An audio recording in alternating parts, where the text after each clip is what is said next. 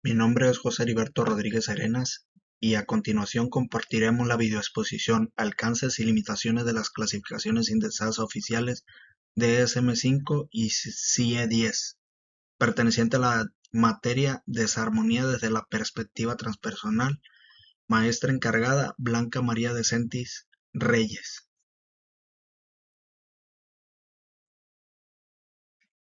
Introducción. En esta videoexposición se pretende explorar el alcance y las limitaciones de las clasificaciones oficiales de trastornos mentales, centrándonos en las dos clasificaciones más utilizadas en el mundo, el DSM-5 y el CIE-10. Estas herramientas juegan un papel importante en la práctica clínica, la investigación y la comprensión de los trastornos mentales. Durante esta exposición exploraremos en detalle los beneficios y desafíos de las categorías y consideraremos cómo afectan la forma en que abordamos y entendemos los trastornos psicológicos. En última instancia, esperamos arrojar luz sobre la complejidad de la psicopatología y cómo estas clasificaciones formales pueden mejorarse y complementarse con enfoques dimensionales para proporcionar evaluaciones más precisas y completas. Algunos conceptos relacionados a la clasificación del DSM-5 y el CIE-10. Según Sadin 2014, un sistema de clasificación de la conducta normal basado en criterios empíricos es absolutamente necesario para el progreso de la psicopatología, la psiquiatría y en general la psicología clínica, entendidas estas como disciplinas científicas. Por otra parte, el trastorno mental, según el Manual de Diagnóstico Estadístico, en sus diferentes versiones, conceptualiza el trastorno mental como un síndrome o un patrón comportamental o psicológico de significaciones clínicas que aparecen asociados a un malestar, a una discapacidad o a un riesgo significativamente aumentado de morir o de sufrir dolor, discapacidad o pérdida a la libertad. Londoño Salazar 2017. El trastorno de personalidad representa la incapacidad de desarrollar un sentido de identidad propia, con déficits en el autoconcepto y en el autocontrol, y de establecer una relación interpersonal adaptativa en el contexto de las normas culturales del individuo y de las expectativas criadas con alteraciones específicas en el ámbito de la empatía, de la intimidad y de la cooperación interpersonal. Esta incapacidad es inestable en el tiempo y de origen temprano. Estructura general del DSM-5 y del apartado del CIE-10 orientados a los trastornos mentales. Son dos sistemas de clasificación ampliamente utilizados para diagnosticar trastornos mentales y otras condiciones médicas en todo el mundo. El DSM-5 es publicado por la Asociación Americana de Psiquiatría y se utiliza principalmente en los Estados Unidos. Está diseñado para ayudar a los profesionales de la salud mental a diagnosticar y clasificar trastornos mentales. Su estructura general es la siguiente. Cuenta con un prefacio y utilización del DSM-5, una introducción al manual y proporciona orientación sobre cómo utilizar. A su vez, cuenta con 5 sesiones. La primera sesión contiene información sobre la historia, el uso y fundamentos del manual. En la segunda sección están los criterios diagnósticos y códigos. Esta sesión es la parte central del DSM-5 y contiene una lista de todos los trastornos mentales reconocidos, cada uno con criterios diagnósticos y específicos que deben de cumplirse para hacer un diagnóstico.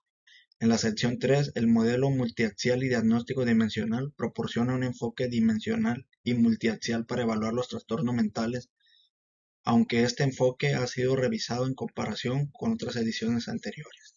En la sección cuarta, las características diagnósticas y criterios del diagnóstico proporcionan descripciones más detalladas de los trastornos y sus criterios de diagnóstico. Sección 5.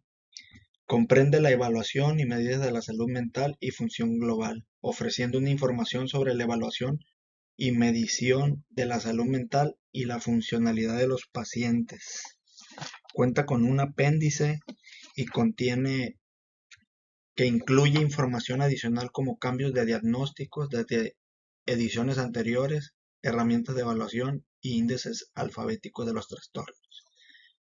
Por otra parte, el CIE-10 Clasificación Internacional de Enfermedades, 10ª edición, es utilizado en todo el mundo como un estándar para la clasificación de enfermedades y condiciones médicas, incluidos los trastornos mentales. La estructura general del CIE-10 es la siguiente.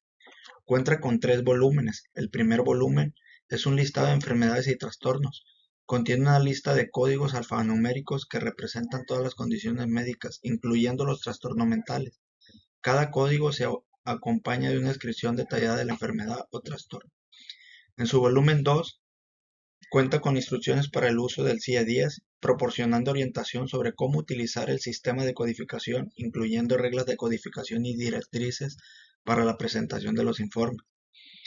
En el volumen 3, cuenta con un índice alfabético que facilita la búsqueda de condiciones médicas. Ambos sistemas son ampliamente utilizados en la práctica clínica y las investigaciones en psiquiatría y salud mental, pero el DSM-5 se enfoca específicamente en los trastornos mentales, mientras que el CIE-10 abarca una amplia gama de condiciones médicas generales.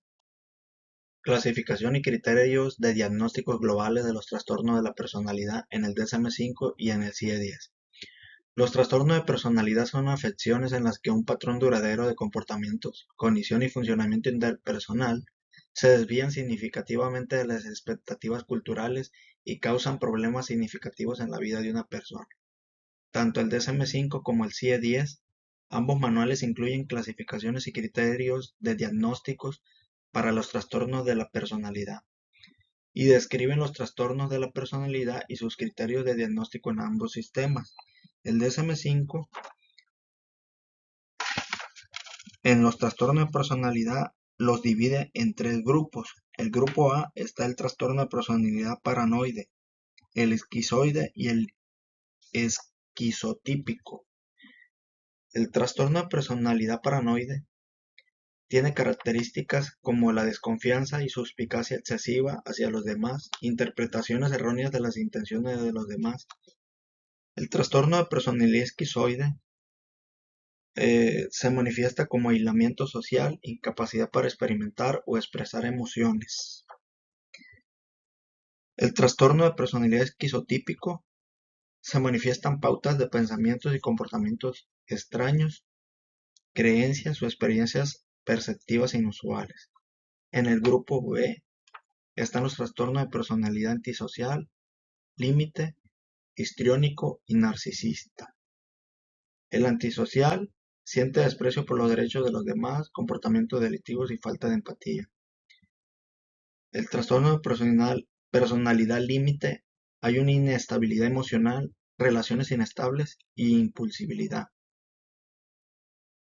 Trastorno de personalidad histriónica, búsqueda de atención excesiva, emotiva exagerada. Y trastorno de personalidad narcisista, grandiosidad, necesidad de admiración y falta de empatía. En el grupo C se encuentran los trastornos de personalidad por evitación, dependiente y obsesivo compulsivo. El trastorno de personalidad por evitación, hay evitaciones de situaciones sociales debido a temores de crítica o rechazo.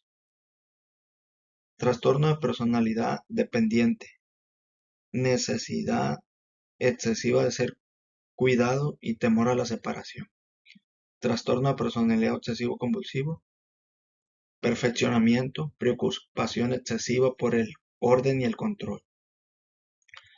Los criterios de diagnóstico específicos para cada trastorno de personalidad en el DSM-5 incluyen patrones de comportamientos, cogniciones y funcionamiento interpersonal característico de cada trastorno. Por otra parte, el CIE-10 también incluye una clasificación de trastornos de la personalidad, aunque sus enfoques es menos detallado que el DSM-5. En el CIE-10, los trastornos de personalidad se dividen en los siguientes puntos. Grupos. F60, trastorno esquizotípico, esquizoide y paranoide. F61, trastorno de la personalidad inestable y emocional. En el F62 está el trastorno de personalidad esquizoide. F63, trastorno de personalidad virtual y trastorno místico de la personalidad. Y el F64, trastorno de identidad de género. Cada uno de estos grupos incluye trastorno de la personalidad específico y el CIE-10 proporciona descripciones breves de los síntomas y características de cada trastorno. Los criterios de diagnóstico en el CIE-10 son menos detallados que el DSM-5 y el enfoque tiende a ser más general en comparación con el DSM-5.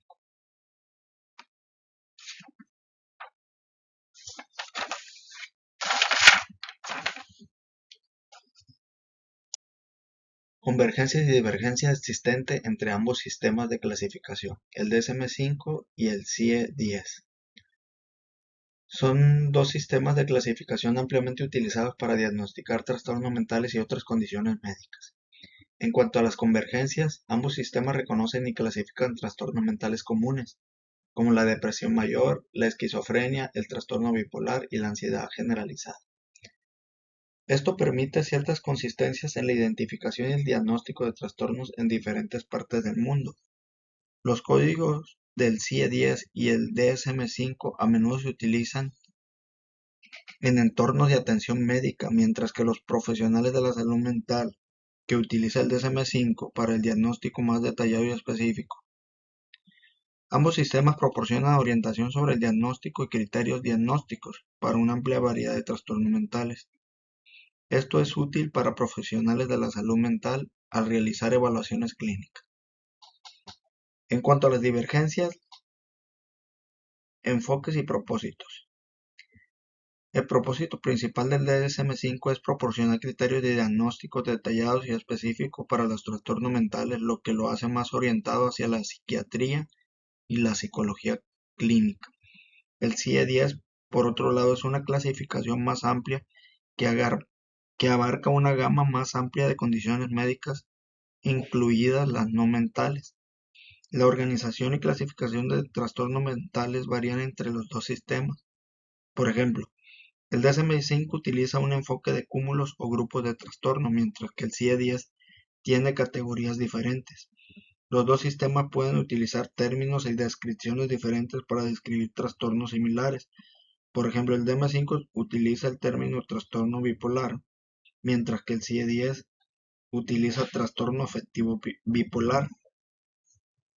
El DSM-5 es más detallado y específico en términos de criterios diagnósticos para los trastornos, con descripciones detalladas de los síntomas, duración y criterios específicos para cada diagnóstico. El CIE-10 proporciona descripciones más breves y menos detalladas. Es ampliamente utilizado en todo el mundo para la clasificación de enfermedades y condiciones médicas, mientras que el DSM-5 se utiliza principalmente en los Estados Unidos y algunas otras regiones, lo que puede llevar a diferencias en la práctica clínica en diferentes países. Ambos sistemas comparten una base común para reconocer una variedad de trastornos mentales, pero difieren en su enfoque, organización, contenido y propósito. Los profesionales de la salud mental y los médicos deben estar familiarizados con ambos sistemas, especialmente si trabajan en entornos internacionales o se dedican a la investigación médica a nivel mundial. Explicación del por qué se dice que el DSM-5 y el CIE-10 ofrecen clasificaciones categoriales de las patologías psicológicas. Ofrecen clasificaciones categoriales de las patologías psicológicas porque organizan los trastornos mentales en categorías discretas y bien definidas. Esto significa que cada trastorno mental se describe y se clasifica como una entidad separada y específica, y se espera que cumpla con un conjunto predefinido de criterios para su diagnóstico. En cuanto a la simplicidad y claridad, la categoría simplifica la comprensión y la comunicación de las afecciones médicas y psicológicas. Al agrupar trastornos en categorías distintas, se facilita la identificación y el diagnóstico de una condición específica. En el diagnóstico preciso, permite a los profesionales de la salud mental realizar diagnósticos precisos al comparar los síntomas de un paciente con los criterios específicos de un trastorno en particular. Esto ayuda a garantizar que los pacientes reciban el tratamiento adecuado. Investigación y estudio. La categorización facilita la investigación y el estudio de los trastornos mentales. Los investigadores pueden centrarse en en poblaciones con diagnósticos específicos y realizar investigaciones que arrojen luz sobre la etiología y el tratamiento y los propósitos de trastornos particulares. En comunicación universal, proporciona un lenguaje común y una base de comunicación universal para profesionales de la salud mental y médicos en todo el mundo. Los códigos y categorías estandarizados permiten la documentación y la comparación de datos en entornos clínicos y de investigación internacional. Otro punto es la orientación para el tratamiento. Al categorizar los trastornos se puede desarrollar pautas de tratamiento específicas para cada categoría, lo que ayuda a los profesionales de la salud mental a seleccionar las terapias más adecuadas para sus pacientes. Es importante destacar que aunque el enfoque categorial es útil en muchos aspectos, no refleja completamente la complejidad de la salud mental. Algunos críticos argumentan que este enfoque no captura adecuadamente la variabilidad individual y la coexistencia de múltiples trastornos en una misma persona. Por lo tanto, en la práctica, algunos profesionales también utilizan enfoques dimensionales que consideran la gravedad y la variabilidad de los síntomas en lugar de limitarse a categorías fijas. Estos enfoques dimensionales pueden proporcionar una visión más completa de las experiencias clínicas de los pacientes. Crítica a los sistemas categoriales del DSM-5 y el CIE-10 desde la aproximación dimensional.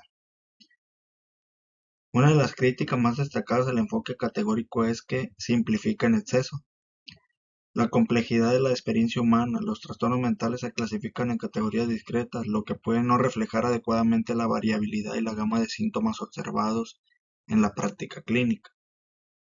En la comorbilidad se refiere a la presencia simultánea de múltiples trastornos en un individuo. Los sistemas categóricos pueden tener dificultades para abordar la comorbilidad, ya que los pacientes pueden cumplir con los criterios de diagnóstico de varios trastornos a la vez, lo que hace que sea difícil determinar el enfoque al tratamiento más adecuado. En los sistemas categóricos a menudo no tienen en cuenta la gravedad de los síntomas. Dos individuos con el mismo diagnóstico pueden tener síntomas de diferentes intensidades, lo que podría requerir intervenciones y tratamientos diferentes. Los sistemas categóricos no son lo suficientemente flexibles para captar la variabilidad individual en la presentación de los trastornos mentales. Puede ser capaces de reflejar adecuadamente la transición de la salud mental a la enfermedad mental, lo que dificulta la identificación temprana y la prevención. La perspectiva dimensional se centra en dimensiones transdiagnósticas que son rasgos o características que pueden aplicarse a múltiples trastornos. Por ejemplo, la ansiedad y la depresión pueden estar presentes en una variedad de trastornos. La aproximación dimensional se centra en evaluar y tratar estos rasgos comunes en lugar de diagnosticar trastornos específicos. La perspectiva dimensional también se preocupa por los factores contextuales que pueden influir en la experiencia y en el curso de los trastornos mentales, como el estrés, el apoyo social y las circunstancias de la vida. Los sistemas categóricos tienden a centrarse en los síntomas individuales sin considerar adecuadamente sus factores. La perspectiva dimensional permite un enfoque de tratamiento más personalizado, al considerar la gravedad y la variabilidad de los síntomas de cada individuo. Esto puede resultar en un tratamiento más eficaz y adaptado a las necesidades específicas de cada paciente. Diferencias fundamentales entre la aproximación categorial y dimensional al análisis y clasificación de los desórdenes mentales. Las aproximaciones categoriales y dimensionales al análisis y clasificación de los trastornos mentales difieren en varios aspectos fundamentales, que son los siguientes. Aproximación categorial. En la aproximación categórica, los trastornos mentales se clasifican en categorías discretas y bien definidas. Cada trastorno se considera una entidad separada con criterios de diagnósticos específicos. En cuanto al enfoque diagnóstico, se centra en determinar si un individuo cumple o no con los criterios de diagnóstico de un trastorno específico. El enfoque es binario y se tiene o no se tiene un trastorno. La simplificación, la complejidad de los trastornos mentales al reducirlos a categorías específicas, esto puede facilitar la comunicación y el diagnóstico, pero puede no reflejar adecuadamente la variabilidad de los síntomas. Utiliza una categoría estandarizada que se aplica en las prácticas clínicas y la investigación. En los enfoques de los tratamientos suelen estar asociados a categorías específicas de trastornos, lo que puede llevar a un enfoque de tratamiento uniforme en lugar de uno personalizado. En cuanto a la aproximación dimensional, las mediciones continuas se miden en evaluación de una serie de dimensiones continuas a rasgos específicos, en lugar de categorías fijas, y se considera una variabilidad en estos rasgos. Un enfoque de gravedad y de variabilidad se presta atención a la gravedad de los síntomas y la variabilidad de las presentaciones de los trastornos.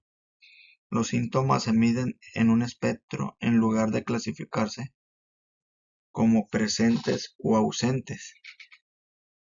La perspectiva transdiagnóstica se centra en una dimensión transdiagnóstica que son rasgos o características que pueden aplicarse a múltiples trastornos. Por ejemplo, se podría evaluar la ansiedad y la depresión como una dimensión transdiagnóstica. Mayor personalización. Permite un enfoque de tratamiento más personalizado al considerar la gravedad y la variabilidad de los síntomas de cada individuo. Los tratamientos se adaptan a las necesidades específicas de cada paciente. En cuanto a los factores contextuales, se preocupan por los factores contextuales que pueden influir en la experiencia en el curso de los trastornos mentales, como el estrés, el apoyo social y las circunstancias de la vida. Enfoque en la prevención y la identificación temprana. Al considerar la variabilidad y la gravedad de los síntomas, la perspectiva dimensional puede ser útil para la identificación temprana y la prevención de los problemas de salud mental. En resumen, la aproximación categorial se basa en la clasificación de categorías discretas, mientras que la aproximación dimensional se enfoca en medir dimensiones continuas y considerar la variabilidad y la gravedad de los síntomas. Ambas aproximaciones tienen sus ventajas y desventajas, y en la práctica clínica es posible que se utilicen enfoques mixtos que aprovechen los aspectos útiles de cada perspectiva.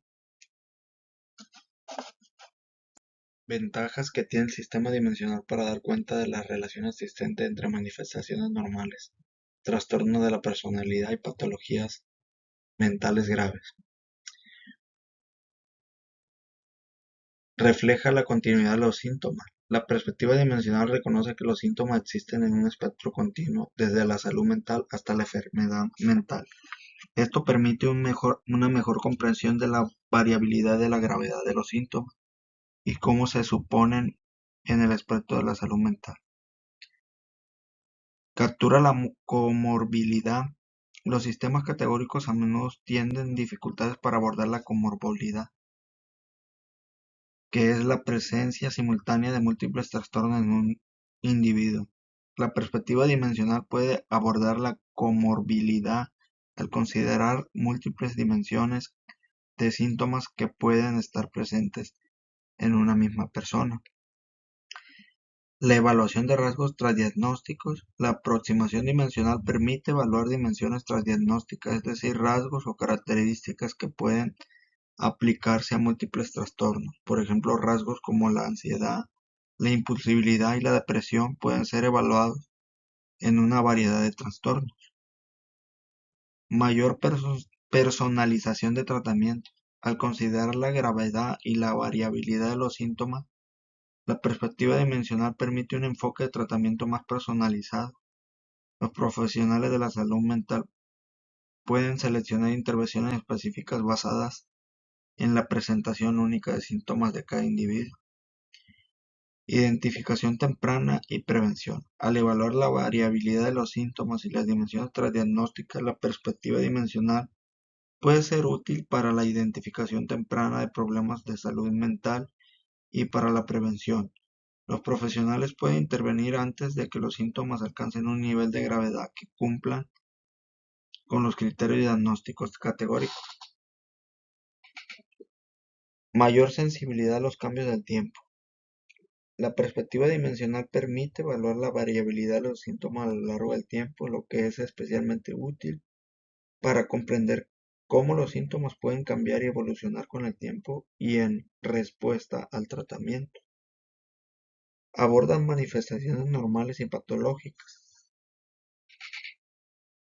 Puede utilizarse para evaluar no solo los síntomas patológicos, sino también las manifestaciones normales de rasgos de personalidad y comportamientos, lo que proporciona una comprensión más completa de la psicopatología.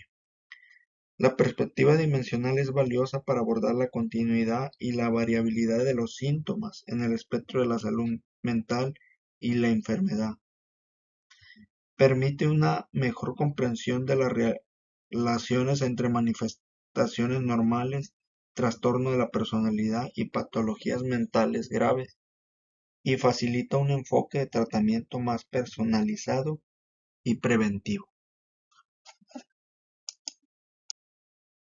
Y por último tenemos las conclusiones. Es importante destacar que tanto el DSM-5 como el CIE-10 tienen un papel significativo en la práctica clínica y la investigación médica. Sin embargo, existen diferencias fundamentales en términos de enfoques, alcances y organización. El DSM-5 se utiliza principalmente en los Estados Unidos y está centrado en los trastornos mentales, proporcionando criterios de diagnósticos detallados para una variedad de condiciones. Mientras que el CIE-10, por otro lado, es una clasificación internacional utilizada en todo el mundo para una amplia gama de condiciones médicas, incluidos los trastornos mentales. Ambos sistemas tienen ventajas y desventajas, y la elección de cuál utilizar puede depender de factores como la ubicación geográfica, el propósito clínico o de investigación y las preferencias del profesional de la salud mental.